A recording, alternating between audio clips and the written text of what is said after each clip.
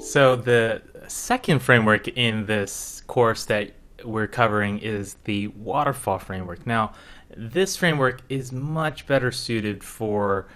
business startups that are more traditional in terms of having more predictable sales and more predictable profits and distributable cash. So cash that gets split among the co-founders of the members of this venture. So things that might fall better in this category are things like starting a restaurant, starting a bowling alley, starting a print shop, starting a brick and mortar a business, starting an e-commerce shop that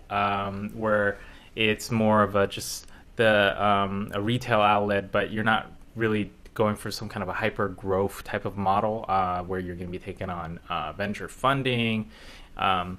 If you're doing something where the business has known standards or benchmarks for your sales and profit projections, and you're going to be distributing the profits among just the co-founders, then this model is a better model than the previous one. So what this model allows you to do is to take a look at a project that, say, involves some investment of capital, some kind of capital that you need, all right? And it allows you to divide that initial capital contribution between, say, the co-founders or the members. And you'll see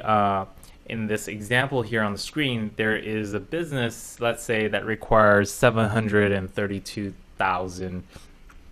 in investment, and that there's 5 partners involved. But you'll see that Alice is putting in a much smaller percentage of the share than everyone else, right? Now, if they were just all kind of investing in a project together, but they're all contributing the exact same amount of work, but that they have different amounts of money, then their profits should be split between pro rata or proportionate to how much they've invested in the business. But if, however, let's say Alice was putting the entire project together, she's starting a restaurant that takes $730,000 to create, to build it out, buy equipment, ramp up sales, but she's doing all the work. She's just asking for investments from the other 4 folks as investors. She's doing 100% of the sweat equity. So it wouldn't make sense for her to only get 5% or of the profits just based on her cash investment, because she's doing all the work, she's putting in all of the sweat equity, she deserves more. So the waterfall framework is a framework that allows us to account for that kind of scenario, and you can basically put your co-founders or split your profits based on who's contributing sweat equity and who isn't, and who's providing more of just the investment money. So now you don't have to look at the components of the waterfall structure now. I'm going to explain all of that to you later, but you'll see that when we give the proper reward for someone like Alice here for putting in more sweat equity, she gets a disproportionately higher return or return on her investment than, say, if she were to just get an equal share of returns based on her dollar investment. So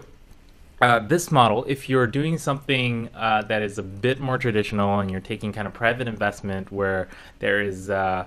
ROI calculation you're looking for, so things like an investment in real estate or building a restaurant or doing any kind of more classic traditional business model with more predictable sales and more predictable profits and cash flow, this is a better model for you than the Founders Pie calculator I discussed in the previous lecture.